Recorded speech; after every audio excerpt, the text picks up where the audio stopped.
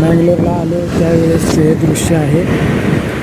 छान रस्ते, सकाळी 9:30च्या दरम्यानचं हे दृश्य आहे.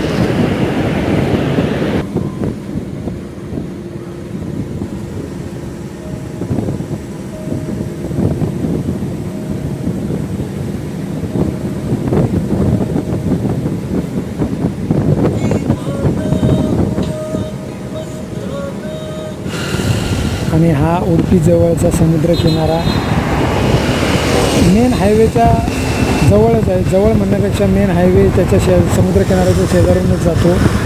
मस्त अशा लाटा तयार होतात आणि तो समुद्रकिनारा सर्वांना आपल्याकडे बोलवतो आहे, या माझ्याबरोबर गप्पा गोष्टी करा.